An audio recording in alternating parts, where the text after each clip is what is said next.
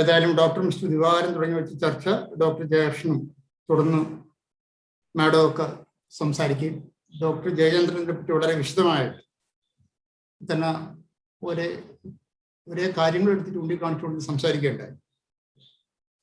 ഏതായാലും ഡോക്ടർ ദിവാകരൻ പറഞ്ഞതിൽ നിന്ന് നമുക്ക് മനസ്സിലാകുന്ന കാര്യം, ഡോക്ടറിന്റെ ഒരു പെരുമാറ്റ രീതി, ഡോക്ടർ ഒരു രോഗിയോട് പെരുമാറേണ്ട രീതിയെ പറ്റി കൂടി സൂചിപ്പിക്കേണ്ടായി. തീർച്ചയായിട്ടും ഇനി നമുക്കറിയാം ഈ സമൂഹത്തിന്റെ ഒരു സ്വഭാവം, അല്ലെങ്കിൽ man is A social being എന്ന് പറയുമ്പോൾ നമ്മളെല്ലാം ഈ സൊസൈറ്റിയിൽ ജീവിക്കുന്നവരാണ്, ഈ സൊസൈറ്റിയുമായിട്ട് അഭേദ്യമായി ബന്ധപ്പെട്ട് ജീവിക്കുന്നവരാണ്. നമുക്ക് ആർക്കും ഈ കാലഘട്ടത്തിൽ റോബിൻസൺ ക്രൂസോയെ പോലെ ജീവിക്കാൻ സാധ്യമല്ല. ഈ സൊസൈറ്റിയുമായിട്ട് അഭേദ്യമായി ബന്ധപ്പെട്ട് ജീവിക്കുന്നു.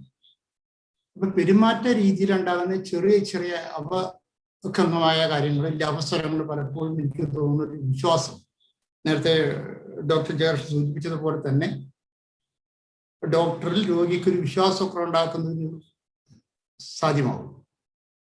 അപ്പൊ കുറച്ചുകൂടി ഒരു പോളിഷ്ഡ് ബിഹേവിയർ, ഒരു എമ്പത്തറ്റിക് ആറ്റിറ്റ്യൂഡ്, ഞാൻ ചികിത്സിക്കുന്നത് എന്നെ തന്നെയാണ്, ഇല്ലെങ്കിൽ ഒരു സിമ്പതിയോടുകൂടി ഞാൻ ചികിത്സിക്കുന്നത് എൻ്റെ മകനെയാണ്, ഇല്ലെങ്കിൽ എൻ്റെ അച്ഛനെയാണെന്നുള്ള ധാരണയോടുകൂടി ഒരു ചികിത്സാ രീതി അവലംബിച്ചാൽ എനിക്ക് തോന്നുന്നു കുറേയധികം പ്രശ്നങ്ങൾ ഒഴിവാക്കാൻ കഴിയും.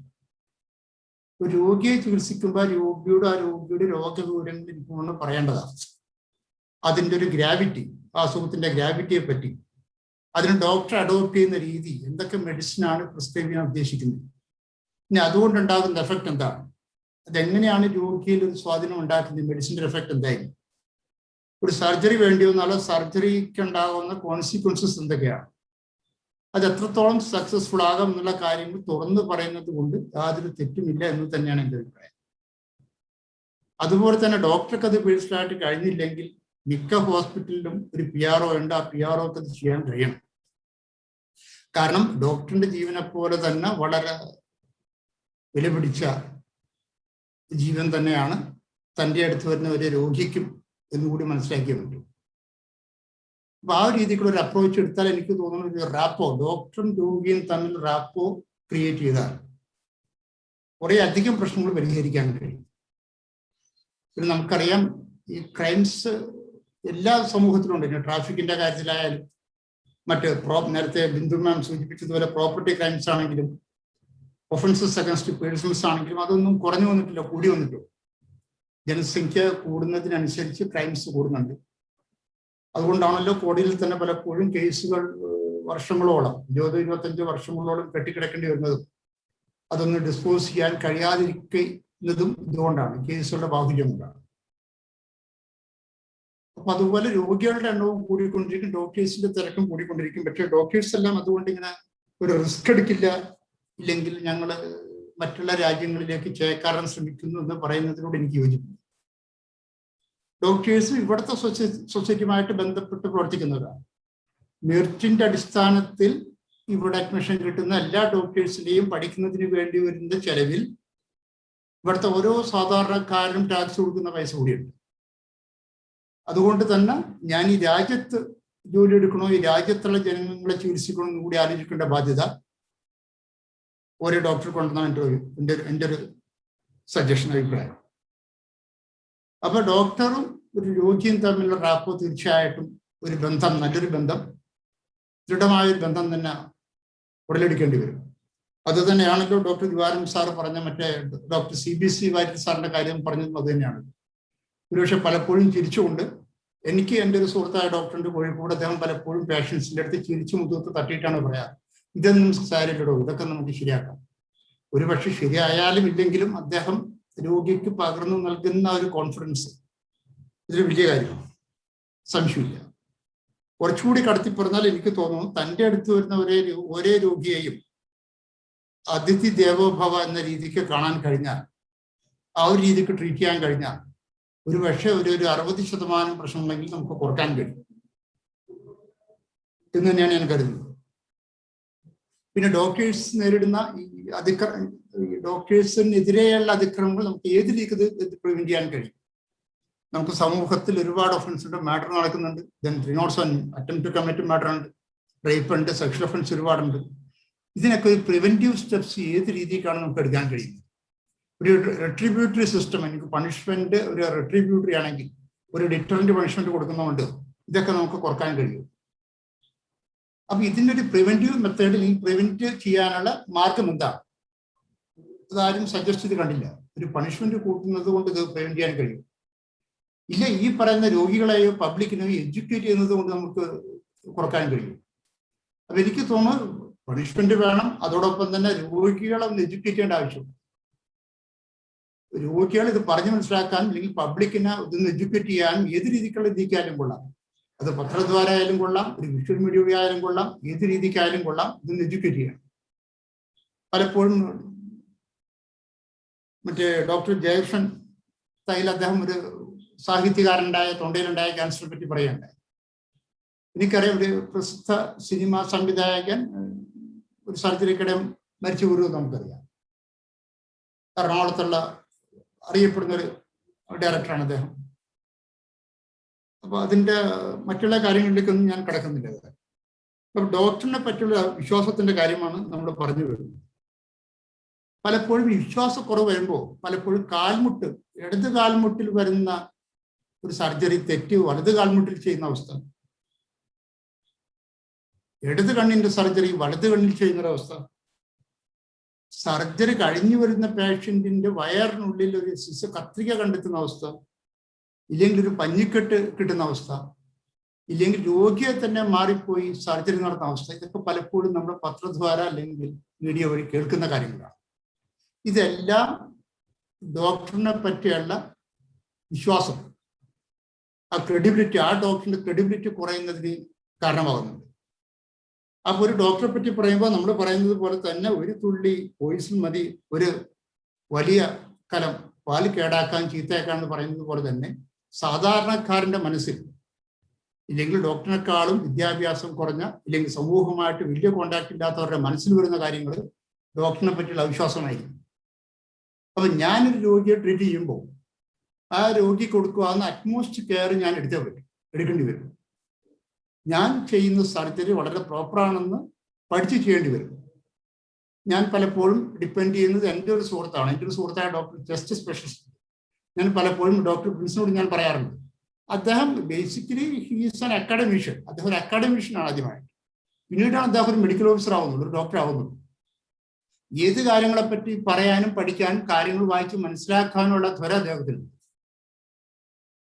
അപ്പൊ ആ രീതിക്ക് ഡോക്ടേഴ്സ് നന്നായിട്ട് വായിക്കാനും പഠിക്കാനും കറണ്ടായിട്ടുള്ള കാര്യങ്ങൾ മനസ്സിലാക്കാനും കഴിയണം. ഞാൻ ചെറിയൊരു ഉദാഹരണം പറയാം. ഞാനത് എല്ലാവരും കുറ്റപ്പെടുത്തി പറയാനല്ല. എൻ്റെ ഒരു സുഹൃത്തായ ഒരു സർജനുണ്ട്. അതുകൊണ്ട് തൃശ്ശൂർ മെഡിക്കൽ കോളേജിൽ സർജനായിരുന്നു. അവിടുന്ന് അതിന് തൃശ്ശൂർ ഡിസ്ട്രിക്ട് ഹോസ്പിറ്റൽ സർജനായിരുന്നു. പിന്നീട് അദ്ദേഹം അവിടുന്ന് റിസൈൻ ചെയ്ത് പ്രൈവറ്റ് ഹോസ്പിറ്റൽ അറൌണ്ട് 72-73. അദ്ദേഹത്തിന്റെ ഭാര്യയെയും കൂടെ എറണാകുളത്തുള്ള മറ്റൊരു സർജനെ കാണാൻ പോയി, അറിയപ്പെടുന്ന റെപ്യൂട്ടേറ്റഡ് സർജൻ. ഇതോടെ പോയി ടോക്കൺ എടുത്തു, വെയിറ്റ് ചെയ്തു. മറ്റേ സർജനെ കണ്ടു. അപ്പൊ ഇദ്ദേഹം കയറി ഇങ്ങനെ പരിചയപ്പെടുത്തി, ഞാൻ ഇങ്ങനെ സ്വയൻസോ, ഞാനൊരു സർജനാണ്, പ്രൈവറ്റ് പ്രാക്ടീസാണ്. ഇദ്ദേഹം പറഞ്ഞാലുണ്ടോ ഒരു ഫ്രറ്റേണിറ്റി, തൻ്റെ പോലെ തന്നെ ഒരു MS ഉള്ള ഡോക്ടറാണെന്നുള്ള ഒരു പരിഗണനയും മറ്റേ ഡോക്ടർ കൂട്ടാനുള്ള വിഘാതകരമായ അവസ്ഥയാണ്. അദ്ദേഹം ഫീസ് കൊടുത്തു, പക്ഷെ ഒന്ന് കൺസൾട്ട് ചെയ്യാൻ കൂടി അദ്ദേഹം തയ്യാറായില്ല എന്നുള്ളതാണ്. അപ്പൊ ഒരു ഹൈ ഹാൻഡ്നെസ്സും ഇല്ലെങ്കിൽ ഒരു എലീറ്റ് ക്ലാസ് ആണെന്നുള്ള ധാരണ സാധാരണക്കാരും കൊടുക്കുന്നതല്ല, മറിച്ച് ഡോക്ടേഴ്സ് സ്വയം വളർത്തിയെടുക്കുന്നതാണ് എന്നുള്ളതാണ് എൻ്റെ വിശ്വാസം. അത് സംശയമൊന്നുമില്ല. ഞാൻ പേഴ്സണലായിട്ടൊരു ക്രെഡിബിലിറ്റി വളർത്തിയെടുക്കണമെങ്കിൽ അത് ഞാൻ വളർത്തിയെടുക്കുന്ന ക്രെഡിബിലിറ്റിയാണ്. അപ്പൊ ഓരോ ഡോക്ടേഴ്സിനും അതേപോലെ ഒരു ക്രെഡിബിലിറ്റി വളർത്തിയെടുക്കാൻ കഴിയണം. അത് ആ ഡോക്ടേഴ്സിന്റെ പേഴ്സണലായിട്ട് കിട്ടുന്ന ക്രെഡിബിലിറ്റി ആണെന്നും, അത് ആ ഫ്രറ്റേണിറ്റിനോട് ചെയ്യാവുന്നൊരു ക്രെഡിബിലിറ്റി ആണെന്നും, അവർ ജോലി എടുക്കുന്ന ആ ഒരു ഇൻസ്റ്റിറ്റ്യൂഷനോട് ചെയ്യാവുന്ന, ആ ഒരു ഓർഗനൈസേഷനോട് ചെയ്യാവുന്ന ഒരു ക്രെഡിബിലിറ്റി ആണെന്നുള്ളൊരു ബോധം അവരുണ്ടായേ പറ്റും. നമുക്കറിയാം, ഈ പാൻഡമിക് വന്നപ്പോൾ സാമ്പത്തികമായിട്ടുണ്ടായ ഒരുപാട് പേർക്ക് പലപ്പോഴും ട്രീറ്റ് ചെയ്യാൻ കഴിയാണ്ട് പോയി. ട്രീറ്റ് ചെയ്ത പലർക്കും തന്നെ ജീവിതത്തിലേക്ക് തിരിച്ചു വരാൻ കഴിയാണ്ട് പോയി. ഇതെല്ലാം നമ്മൾ കണ്ട കാര്യങ്ങളാണ്. ചെറിയ ചെറിയ വീഴ്ച പറ്റും. അതുകൊണ്ടാണല്ലോ ഡോക്ടേഴ്സിനെ പ്രൊട്ടക്ട് ചെയ്യാൻ വേണ്ടി ഹിന്ദു മതത്തിന് അറിയാം, ഇന്ത്യൻ പിനൽ കോഡിൽ ആ ജനറൽ എക്സെപ്ഷൻസിൽ, പ്രൈവറ്റ് ഡിഫൻസിൽ ജനറൽ എക്സെപ്ഷൻസിൽ ഒരുപാട് പ്രൊവിഷൻസ് വെച്ചിട്ടുണ്ട്. ഗുഡ് ഫെയ്ത്തിൽ ചെയ്യുന്ന ഒരു സർജറി ആള് മരിച്ചു പോയാൽ തന്നെ ഡോക്ടേഴ്സ് പ്രൊട്ടക്റ്റഡ്. പക്ഷെ പേഷ്യന്റിന് കോടതിയിൽ പോകാനുള്ള റൈറ്റ് നമുക്കത് ഡിനൈ ചെയ്യാനൊക്കത്തില്ല. നേരത്തെ സൂചിപ്പിച്ചു കേന്ദ്ര ഗവൺമെന്റ് 2020 കൊണ്ടുവന്നൊരു ആക്ടിനെ പറ്റി സൂചിപ്പിച്ചു. തീർച്ചയായിട്ടും അതെനിക്ക് തോന്നുന്നത് ഇപ്പോഴും പ്രാബല്യത്തിലുണ്ടെന്ന് ഞാൻ തോന്നുന്നു. വളരെ നല്ലൊരു ആക്ടായിരുന്നു. ഇത് എപ്പിഡമിക് ഡിസീസസ് അമെൻമെന്റ് ഓർഡിനൻസ് എന്ന് പറഞ്ഞാൽ കൊണ്ടുവന്നത് വളരെ ഹാർഷായിട്ടുള്ള ഒരു ആക്ടായിട്ടാണ് എനിക്ക് തോന്നുന്നത്. ഇപ്പൊ നമ്മുടെ സ്റ്റേറ്റ് ഗവൺമെന്റ് ഈ IPC പ്രൊവിഷൻസ് കൂടാണ്ട് Kerala health care service persons and health care service institutions prevention of violence and damage to property act 2012 act number 14 of 2012 എന്ന് പറഞ്ഞൊരു ആക്ട് കൊണ്ടുവന്നു. വളരെ പവർഫുൾ ആയിട്ടുള്ള ആക്ടാണ്. അതിന്റെ സെക്ഷൻ 2 ഞാൻ നമ്മുടെ മോഡറേറ്റർ എനിക്ക് സമയമുണ്ടോ എന്ന് അറിയില്ല. പറയൂ അത്യാവശ്യ കാര്യങ്ങളാണ്. അതിലെ സെക്ഷൻ 2 ഡിഫൈൻ ചെയ്തിട്ടുണ്ട് എന്താണ് ഹെൽത്ത് കെയർ ഇൻസ്റ്റിറ്റ്യൂഷൻ. എല്ലാ ഇൻസ്റ്റിറ്റ്യൂഷനും ഹെൽത്ത് കെയർ ഇൻസ്റ്റിറ്റ്യൂഷനാണ്. എല്ലാ ഇൻസ്റ്റിറ്റ്യൂഷനാണ് പറഞ്ഞേക്കണേ. For treatment of the sick and used for their reception or stay and include a maternity home, clinic, residence and consulting room of health care service persons. If a doctor is practicing or consulting in his own home, then it will be treated as a health care institution. And if somebody is attacking the doctor in his home while treating a patient, then that will come under this purview. This come under the purview of this act. അവർ വളരെ അതാണ് പറയുന്നത്. വളരെ നല്ലൊരു ആക്ടാണ്. 2012 നമ്മുടെ state government വിടുന്ന ആക്ടാണ്. അതിൽ nurses പെടും, nursing student പെടും, മെഡിക്കൽ സ്റ്റുഡൻസ് പെടും, പാരാമെഡിക്കൽ വർക്കേഴ്സ് പെടും. ഈ പറയുന്ന അവിടുത്തെ വാച്ച്മാൻ തൊട്ട് സെക്യൂരിറ്റി തൊട്ട് ആംബുലൻസ് ഡ്രൈവർ തൊട്ട് സ്കാവഞ്ചേഴ്സ് തൊട്ട് everybody will come under the ambit of this act. Punishment വളരെ കൂടുതലാണ് പറഞ്ഞിരിക്കുന്നത്. ഇഞ്ചുറി, കൈകൊണ്ട് അടിച്ചാലും മതി. Then or intimidation. ഇന്റിമിഡേഷൻ എന്ന് പറയുമ്പോൾ വളരെ ഒരു വൈഡ് ഇന്റർപ്രിട്ടേഷൻ കൊടുക്കേണ്ടി വരും. ഇന്റിമിഡേഷൻ എന്ന് പറയുമ്പോൾ ഭീഷണിപ്പെടുത്തിയാൽ മതി ഡോക്ടറിനെ. ഒരു ഹോസ്പിറ്റലിൽ വന്നിട്ട് ഭീഷണിപ്പെടുത്തിയാൽ ഈ പറഞ്ഞ പ്രൊവിഷൻ അട്രാക്ട് ചെയ്യും. പെനാൽറ്റി ആണെങ്കിലോ 3 കൊല്ലം വരെ കൊടുക്കാവുന്ന ശിക്ഷ. Along with that, then he can be fined rupees 50,000. 50,000 രൂപ ഫൈൻ കൊടുക്കാം. അത് മാത്രം പോരാ, ഒരു പ്രോപ്പർട്ടി നശിപ്പിച്ച സാധാരണ നമുക്കറിയാം ഹോസ്പിറ്റലിൽ വന്നാൽ ദർ ഷുഡ് ബി സം വാൻഡാലിസം. ഒന്നില്ല അത് പിന്നെ കമ്പ്യൂട്ടർ അടിച്ചു പൊട്ടിച്ചു, ഇല്ലെങ്കിൽ അവിടെ ഇരിക്കുന്ന എക്സ്റേ മെഷീൻ അടിച്ചു പൊട്ടിച്ചു, എന്തെങ്കിലുമൊക്കെ ഉണ്ടാവാം. അങ്ങനെ വന്നാൽ twice the amount of the property, എന്താണോ നഷ്ടപ്പെട്ട് അതിന്റെ പർച്ചേസ് വില, എന്ത് വിലക്കാണോ മേടിച്ച് അതിന്റെ ഇരട്ടി തുക കൊടുക്കേണ്ടി വരും. അത് ഇയാളുടെ കയ്യിൽ നമുക്ക് റിയലൈസ് ചെയ്യാം. അയാൾ കൊടുക്കാൻ തയ്യാറായില്ലെങ്കിൽ റവന്യൂ റിക്കവറി ആക്ട് അനുസരിച്ച് നമുക്ക് ഡിസ്ട്രിക്ട് മജിസ്ട്രേറ്റ് ടൈമിൽ ഡിസ്ട്രിക്ട് കളക്ടറെ കൊണ്ട് നമുക്കത് റിയലൈസ് ചെയ്യാൻ പറ്റും. ഇതെല്ലാം പോലീസിന് നേരിട്ടെടുക്കാവുന്ന കേസും പ്രതികൾക്ക് ജാമ്യം കിട്ടാത്ത കേസുമാണ്. വളരെ പവർഫുൾ ആയിട്ടുള്ള ആക്ട് ആയിട്ടാണ് എനിക്ക് തോന്നുന്നത്. കാരണം ഇതിൽ പറഞ്ഞിരിക്കുന്ന ഇന്റിമിഡേഷൻ എന്ന് പറയുമ്പോൾ ഒരു ഡോക്ടർ പറയുകയാണ് അവിടെ വന്ന പേഷ്യന്റ് എന്നെ ചീത്ത പിടിച്ചു, എന്നെ ഭീഷണിപ്പെടുത്തി, കൈയും കാലും വിട്ടു എന്ന് പറഞ്ഞു, കൊന്നുകളയെന്ന് പറഞ്ഞു. ഇതൊരു സാധാരണക്കാരൻ്റെ അടുത്ത് പറഞ്ഞാൽ അതൊരു ഒഫൻസേ അല്ല, പോലീസിന് നേരിട്ടെടുക്കാവുന്ന ഒഫൻസ് അല്ല. മറിച്ച് ഒരു മെഡിക്കൽ ഓഫീസറുടെ അടുത്ത് ഒന്ന് പറഞ്ഞാൽ, ഇല്ലെങ്കിൽ ആ ഒരു ഹോസ്പിറ്റലിലുള്ള അല്ലെങ്കിൽ നേഴ്സിംഗ് ഹോമിലുള്ള ഇല്ലെങ്കിൽ ഡോക്ടർ വീട്ടിൽ പ്രാക്ടീസ് ചെയ്യുമ്പോൾ വീട്ടിൽ വന്നിട്ട് ഡോക്ടറെ ഭീഷണിപ്പെടുത്തിയാൽ ഈ പറയുന്ന ഒഫൻസ് നിൽക്കും. അവിടുത്തെ മെഡിക്കൽ സ്റ്റുഡന്റിനെയോ അവിടുത്തെ സെക്യൂരിറ്റിക്കാരനെ ഭീഷണിപ്പെടുത്തിയാൽ ഈ പറയുന്ന ഒഫൻസ് അട്രാക്ട് ചെയ്യും. വളരെ പവർഫുൾ ആയിട്ടുള്ള ഒഫൻസ് ആണ് അത്. ഈ ഇങ്ങനൊരു ആക്ട് ലെജിസ്ലേറ്റ് ചെയ്തിരിക്കുന്നത് തന്നെ ഡോക്ടേഴ്സിന്റെ പ്രൊട്ടക്ഷന് വേണ്ടിയിട്ടാണ്. ഡോക്ടേഴ്സിന്റെ ആവശ്യപ്രകാരം ഡോക്ടേഴ്സിന്റെ പ്രൊട്ടക്ഷന് വേണ്ടിയിട്ട് ചെയ്തിരിക്കുന്ന കാര്യങ്ങളാണ്. നേരത്തെ കേന്ദ്ര ഗവൺമെന്റ് സൂചിപ്പിച്ച ഓർഡിനൻസ് പറ്റി ഞാൻ സൂചിപ്പിച്ചു. അത് ഈ കൊറോണയുമായിട്ട് ബന്ധപ്പെട്ടാണ്. വളരെ 2 ലക്ഷം രൂപയാണ് എന്റെ ഫൈൻ പറഞ്ഞിരിക്കുന്നത്. അത് പിന്നെ ബിസ്മി മാഡം പറഞ്ഞതുകൊണ്ട് ഞാൻ കൂടുതലായിട്ട് അതിലേക്ക് കടക്കുന്നില്ല. ഇത് കൂടാണ്ട് തന്നെ മറ്റുള്ള പ്രൊവിഷൻസ് ഉണ്ട്. IPC 304 മറ്റുള്ള പ്രൊവിഷൻസ് കൂടി നിൽക്കും. ഒരു ട്രസ്പാസ് ഉണ്ടായാൽ 448 452 നിൽക്കും. ഡാമേജസ് ഉണ്ടായാൽ 427 നിൽക്കും. കയ്യേറ്റം ചെയ്താൽ 323 24 332 333 നിൽക്കും. 333 എന്ന് പറഞ്ഞാൽ ഗ്രീവിയസ് ഹർട്ട് വേണം. ഡോക്ടറിനെ കഴിവുകൊണ്ട് അടിച്ചാൽ 332 നിൽക്കും. നോൺ ബെയിലബിൾ ആണ്. IPC ഒഫൻസ് അനുസരിച്ചാണ് അത് നോൺ ബെയിലബിൾ ആണ്. അപ്പൊ ഒരുപാട് പ്രൊവിഷൻസ് ഉണ്ട്. പലപ്പോഴും നേരത്തെ മാഡം സൂചിപ്പിച്ചപ്പോൾ എനിക്കും സംസാരിക്കുമ്പോൾ സൂചിപ്പിക്കുകയുണ്ടായി, പലപ്പോഴും പഞ്ചാബിൽ നിന്ന് കേസ് പോലും എടുത്തിട്ടില്ല. കഴിഞ്ഞ ദിവസം എൻ്റെ ഒരു സുഹൃത്തിന്റെ ഭാര്യ ആലത്തൂർ ഹോസ്പിറ്റലിൽ പ്രാക്ടീസ് ചെയ്യുമ്പോൾ അവിടെ തൻ്റെ അമ്മയെ കാണിക്കാമെന്നൊരു പേഷ്യന്റ് ഡോക്ടർ പി കോവിഡായിട്ട് ബന്ധപ്പെട്ട് ഒ പിയിലിരുന്ന് ഒരു കോൺഫറൻസ് അറ്റൻഡ് ചെയ്യായിരുന്നു, വീഡിയോ കോൺഫറൻസ് അറ്റൻഡ് ചെയ്യായിരുന്നു. അപ്പോൾ വരുന്ന പേഷ്യൻറ്റിനോട് ഡോക്ടർ വെയിറ്റ് ചെയ്യാൻ പറഞ്ഞു. ഡോക്ടർ ഒ പിയിലിരുന്നിട്ടാണ് കോൺഫറൻസ് അറ്റൻഡ് ചെയ്യുന്നത്. കുറച്ച് 5 മിനിറ്റായി, 10 മിനിറ്റായി, 20 മിനിറ്റായി, അരമണിക്കൂർ ആയപ്പോൾ പേഷ്യൻ്റെ ആളുടെ മകനും വളരെ അക്ഷമരായി. അവർ ഡോക്ടറോട് ചോദിച്ചു, നിങ്ങളെന്താ മൊബൈലിൽ കുത്തിക്കൊടിച്ചുകൊണ്ടിരിക്കുകയാണോ? അതിൻ്റെ കാരണം അവർക്കത് അറിയില്ല. ഡോക്ടർ ഒരു വീഡിയോ കോൺഫറൻസ് അറ്റൻഡ് ചെയ്യുകയാണ് എന്നുള്ള കാര്യം ഈ പറഞ്ഞ പേഷ്യൻറ്റിന് അറിയില്ല. നമ്മളിപ്പോൾ സാധാരണ കുട്ടികളോട് ചോദിക്കില്ല, നിങ്ങളെന്താ മൊബൈലിൽ കുത്തിക്കൊടിച്ചുകൊണ്ടിരിക്കുകയാണ് ഇത്ര നേരം. അപ്പോൾ അതിൻ്റെ ഒരു തെറ്റിദ്ധാരണ പേരിൽ ഒരു ഇഷ്യൂ ഉണ്ടായി. അവിടെ ഒരു ഡോക്ടറായിട്ട് ചീത്തവിളിയായി. ഡോക്ടറിനെ ചീത്ത വിളിക്കാൻ വിളിച്ചു. ഡോക്ടർ തിരിച്ച് പ്രതികരിച്ചു. ചീത്ത വിളിച്ചു എന്നല്ല പറയുന്നത്, ഡോക്ടർ ശരിയല്ല, നിങ്ങളുടെ ഒരു നടപടി എടുക്കും, നിങ്ങൾ ആരെന്നെ ചോദ്യം ചെയ്യാമെന്ന് ചോദിച്ചു. ഇതുവരെ റെക്കോർഡ് ചെയ്തു, അതൊരു സോഷ്യൽ മീഡിയയിൽ പ്രചരിപ്പിച്ചു. അപ്പോൾ ഡോക്ടർക്ക് പരാതി കൊടുത്തപ്പോൾ ആലത്തൂർ പോലീസ് ആദ്യം ഒരു കേസ് എടുത്തില്ല. അവർ പറഞ്ഞു ഇതൊരു കോഗ്നിസബിൾ കേസല്ല, അതായത് പോലീസിന് നേരിട്ടെടുക്കാവുന്ന കുറ്റകൃത്യം ഇതിലില്ല. ഞാൻ പറഞ്ഞത് പോലീസിന് നേരിട്ടെടുക്കാവുന്ന കുറ്റകൃത്യം എന്ന് പറഞ്ഞാൽ ഈ പറഞ്ഞ ആക്ട് 14/2002 അനുസരിച്ച് it is a cognizable offence. More than that it is a non bailable offence. The case should be registered. ഒരു constable case to register a case. There is no other option but to register a case എന്നാണ് പറഞ്ഞേക്കുന്നത്. ഇത് പോലീസിന്റെ option അല്ല, case എടുത്തേ പറ്റും. ഇത് കംപ്ലൈനന്റിന് കിട്ടുന്ന റൈറ്റ് ആണ്. It is his privilege, the privilege of a complainant to get a case to be registered എന്നുള്ളതാണ്. ആ മറ്റുള്ള കേസ് എടുത്തു. ഇപ്പൊ അത് അന്വേഷണത്തിലിരിക്കുന്നുണ്ട്. അപ്പൊ പലപ്പോഴും ഞാൻ പറയുന്നത് ഇഗ്നോറൻസ് പോലീസിന്റെ ഭാഗത്തുനിന്നുണ്ട്, ഇല്ലെന്നില്ല. പക്ഷെ അപ്പൊ എനിക്ക് തോന്നുന്നു ചില കാര്യങ്ങളിലെങ്കിലും ഡോക്ടേഴ്സിന് ഒരു ഇൻ സർവീസ് കോഴ്സ് കൊടുക്കുമ്പോൾ, ഇല്ലെങ്കിൽ ഒരു റിഫ്രഷർ കോഴ്സ് കൊടുക്കുമ്പോൾ there should also be given some training with regard to the preliminary laws. Fundamental ആയിട്ടുള്ള ചില കാര്യങ്ങളെ പറ്റിയെങ്കിലും അവർക്കൊന്ന് പറഞ്ഞിരിക്കണം.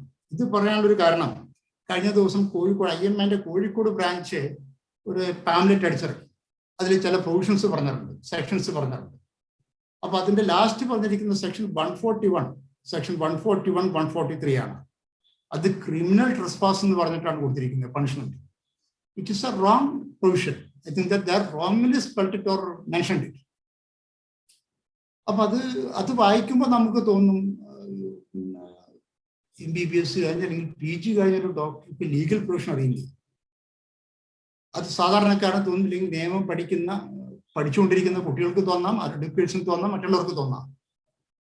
അപ്പൊ ആ പ്രൊവിഷൻ തെറ്റിക്കൊടുക്കുമ്പോൾ എനിക്ക് തോന്നണോ, അത് ഞാനിത് വായിച്ചപ്പോൾ ഇങ്ങനൊരു തെറ്റായ പ്രൊവിഷൻ കൊടുത്ത ട്രസ്പാസും കൊടുത്തിരിക്കുന്നത്. ട്രസ്പാസിന് നമ്മൾ കൊടുക്കുന്ന പ്രൊവിഷൻ 447, 448 ഒക്കെ, 452, 450 ഒരുപാട് പ്രൊവിഷൻസ് ഉണ്ട്. പക്ഷെ 141 സെക്ഷൻ 143 കൊടുത്തിരുന്നിട്ട് അതിന്റെ പണിഷ്മെന്റ് കൊടുത്തിരിക്കുന്നു. എന്നിട്ട് താഴെ കൊടുത്തിരിക്കുന്നത് എല്ലാം നോൺ ബെയിലബിളും ആണെന്ന് പറഞ്ഞു. അപ്പോൾ വളരെ തെറ്റായിട്ട് കൊടുത്തു. അപ്പൊ എനിക്ക് തോന്നി ഇത് ഡോക്ടേഴ്സിന് ഇതിനെപ്പറ്റി കാര്യമായിട്ട് അറിയില്ല. അത് നമ്മളുടെ ഭരണഘടന അനുസരിച്ച് തന്നെ, അല്ലെങ്കിൽ നിയമം അനുസരിച്ച് പറയുന്നത് ഇഗ്നോറൻഷ്യ ജൂറിസ് നോൺ എക്സ്ക്യൂസ് ആയിട്ടാണ്. അതായത് നിയമത്തെ പറ്റി അറിയില്ല എന്ന് പറയുന്നത് എക്സ്ക്യൂസ് അല്ല. അത് നിയമത്തെപ്പറ്റി എനിക്ക് പരിജ്ഞാനം ഉണ്ടായിരുന്നില്ല, അതുകൊണ്ടാണ് ഞാൻ ഒഫൻസ് കമ്മിറ്റ് ചെയ്തതെന്ന് പറഞ്ഞാൽ അത് ഒരാൾക്ക് it is not at all an excusable, it is not at all pardonable എന്നാ പറഞ്ഞേക്കില്ല. അപ്പൊ അതിനെപ്പറ്റി എനിക്ക് തോന്നുന്നു അത് ഡോക്ടേഴ്സിന്റെ അത്യാവശ്യം പ്രിലിമിനറി ആയിട്ടുള്ള കാര്യങ്ങളിലും മെഡിക്കൽ കോളേജിൽ പഠിക്കുന്നില്ലെങ്കിൽ തന്നെ പിന്നീടോ അതിന് ശേഷമോ പിന്നീട് ഒരു ഇൻ സർവീസ് കോഴ്സോ റിഫ്രഷർ കോഴ്സോ നടത്തി പഠിക്കേണ്ടതാണ് എൻ്റെ ഒരു സജഷൻ കൂടിയുണ്ട്. ഞാൻ കൂടുതൽ ദീർഘിപ്പിക്കുന്നില്ല. എനിക്ക് തോന്നി പലപ്പോഴും ഈ പേഷ്യന്റും ഡോക്ടറും തമ്മിലുള്ള ഇഷ്യൂസ് പലപ്പോഴും ഉണ്ടാകുന്നത് പലപ്പോഴും തെറ്റിദ്ധാരണ മേലെയാവാം. അത് നമ്മൾ പലപ്പോഴും പറയാറുണ്ട്, സെക്ഷൽ ഒരു റേപ്പ് കമ്മിറ്റ് ചെയ്യുന്നത് how we can prevent it എന്ന് ചോദിക്കുക. എങ്ങനെയാണ് ഇത് പ്രിവെന്റ് ചെയ്യാൻ പറ്റുക? ഇറ്റ് ഈസ് സൈക്കോളജിക്കൽ ഒരു ബയോളജിക്കൽ നെസസിറ്റി ആയിട്ട് പലപ്പോഴും തോന്നുമ്പോൾ ആ ഒരു അർജന്റ് ആവുമ്പോൾ then how we can prevent it. അപ്പൊ അതിന്റെ ഒരു റിട്രിബ്യൂട്ടറി ആയിട്ടുള്ള പണിഷ്മെന്റ് കൊടുക്കാൻ പറ്റും, or we can award some deterrent punishment. ഇതൊക്കെ ഉണ്ടെങ്കിലും എനിക്ക് എൻ്റെ ലൈഫിൽ ഒരു പാലക്കാട് കൊല്ലംകോടുള്ള ഒരാൾ റേപ്പിന്റെ കൺവിക്ഷൻ കഴിഞ്ഞ് പുറത്ത് വന്നിട്ട് പിറ്റേ ദിവസം അവിടെ വേറൊരു സ്ത്രീയെ റേപ്പ് ചെയ്തു. ഒരു 50-52 വയസ്സുള്ള സ്ത്രീയെ റേപ്പ് ചെയ്തു. അവരെ ഷൂ സ്കിൽഡ് ഓൾസോ. അത് ജയിലിൽ നിന്നും റിലീസ് ചെയ്ത് വന്നതിന്റെ പിറ്റേ ദിവസമാണ്. അപ്പൊ ചില കാര്യങ്ങളിൽ ഒരു പ്രിവെന്റീവ് സ്റ്റെപ്സ് നമുക്ക് എത്രത്തോളം സക്സസ്ഫുൾ ആയിട്ട് എടുക്കാൻ പറ്റും എന്നുള്ളത് ശരിക്കും പരിഗണിക്കേണ്ട അല്ലെങ്കിൽ ചിന്തിക്കേണ്ട കാര്യമാണ്. അതിന്റെ സ്റ്റെപ്സ് കൂടി എടുക്കേണ്ടതാണ്. അപ്പൊ ഞാൻ കൂടുതലായിട്ട് ദീർഘിപ്പിക്കുന്നില്ല, ഇപ്പൊ തന്നെ സമയം ഞാൻ കൂടുതൽ എടുത്തു എന്ന് തോന്നുന്നു.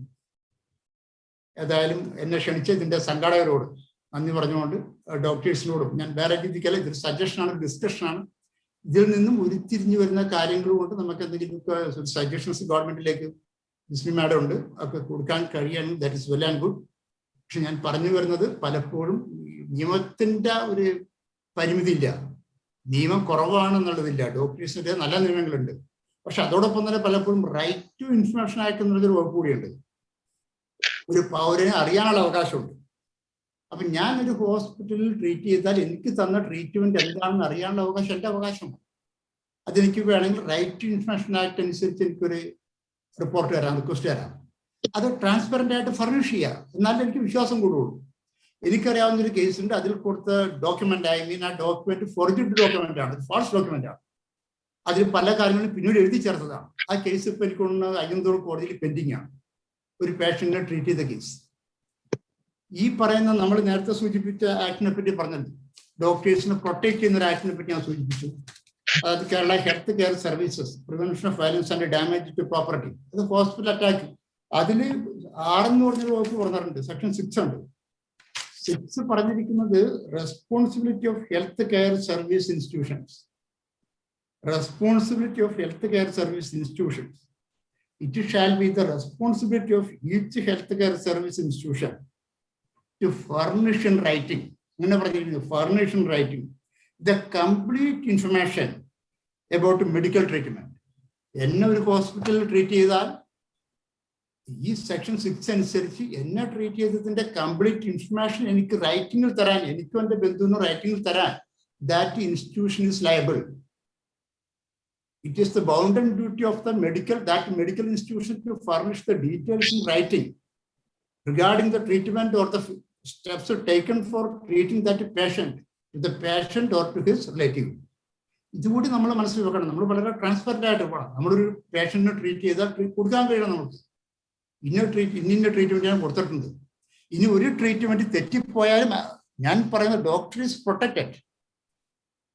ഇന്ത്യൻ ശിക്ഷാ നിയമം അനുസരിച്ച് ദാറ്റ് ഡോക്ടർ ഇസ് പ്രൊട്ടക്റ്റഡ്, ആ ഡോക്ടർ പ്രൊട്ടക്റ്റഡ് ആണ്. അപ്പൊ ആ ഒരു പ്രൊവിഷൻ 76 തൊട്ട് അങ്ങോട്ട് 105 വരെ കൊടുക്കുന്ന പ്രൊവിഷൻസ് ഉണ്ട്. അതനുസരിച്ച് ഡോക്ടറിനെ പ്രൊട്ടക്ട് ചെയ്തിട്ടുണ്ട്. പ്രൈവറ്റ് ഡിഫൻസ് ഉണ്ടായി. ഒരു സർജറി നടത്തുമ്പോൾ ഒരു പേഷ്യന്റ് മരിച്ചുപോയി, ഇല്ലെങ്കിൽ ഒരു സർജറി നടത്തുമ്പോൾ ഈ ഡോക്ടർക്ക് കൺസെന്റ് എഴുതി മേടിച്ചില്ല, ഗുഡ് ഫെയ്ത്തിൽ ആ ലൈഫ് ചെയ്യാൻ വേണ്ടി doctors conducting an immediate and urgent surgery without getting the permission of the relative of the patient or the patient, then the doctor is protected. Even if that patient dies, then the doctor is protected. അപ്പൊ ആ ഒരു മനസ്സിന്റെ ധൈര്യം, ഞാൻ ചെയ്യുന്നത് ഒരു public സർവീസാണ്, ഞാൻ ചെയ്യുന്നത് ഒരു ജീവൻ രക്ഷിക്കാനുള്ള എഫർട്ടാണ്, അതുകൊണ്ട് I am protected. then we are morally and legally protected. പക്ഷെ ആ ഡോക്ടറിന് ഒരു കോൺഫിഡൻസ് വരുമ്പോൾ then the doctor is morally protected, then otherwise he or she is legally protected. ആ ഒരു ധൈര്യം കൂടി ഉണ്ടാവണം. അപ്പൊ അങ്ങനെ നമുക്ക് ട്രാൻസ്പെറന്റ് ആയിട്ട് പോകാൻ കഴിഞ്ഞാൽ ഡോക്ടേഴ്സിന്റെ കമ്മ്യൂണിറ്റിനോട് ജനത്തിനുള്ള വിശ്വാസം കൂടും. ഒരു സംശയമില്ല, 100 ഇരട്ടി വിശ്വാസം കൂടും. നമ്മളുമായിട്ട് ഇന്ററാക്ട് ചെയ്യാൻ കഴിഞ്ഞാൽ, നന്നായിട്ട് സംസാരിക്കാൻ കഴിഞ്ഞാൽ, പേഷ്യന്റിനായിട്ട് കുറെ കൂടി നന്നായിട്ട് ഇന്ററാക്ട് ചെയ്യാൻ കഴിഞ്ഞാൽ ഇതൊക്കെ കൂടുന്ന കാര്യങ്ങളുള്ളൂ. ഞാനൊരു ഡോക്ടേഴ്സിനോട് ഞാനിത് പറഞ്ഞത്, ഡോക്ടേഴ്സ് അങ്ങനെ പേടിക്കേണ്ട ഒരു കാര്യമില്ല. You can proceed further. ഈ കാര്യത്തിനും പേടിക്കണ്ട. എന്തെങ്കിലും സ്റ്റെപ്സ് ഉണ്ടെങ്കിൽ തന്നെ നിങ്ങൾക്ക് SI കേസ് എടുത്തില്ല, CI കേസ് എടുത്തില്ലെങ്കിൽ you can approach the superintendent of police. If the SP is declining to register a case, then you can straight away approach the court concerned. ഇതിനൊക്കെ ഒരുപാട് പ്രൊവിഷൻസ് ഉണ്ട്. ഏതായാലും എല്ലാവർക്കും നന്ദി. ഞാൻ കുറച്ച് കൂടി പോകാൻ തോന്നുന്നു. എന്നെ കേട്ട എല്ലാവർക്കും നന്ദി കൊണ്ട് നിർത്തട്ടെ. ജയ് ഹിന്ദ്.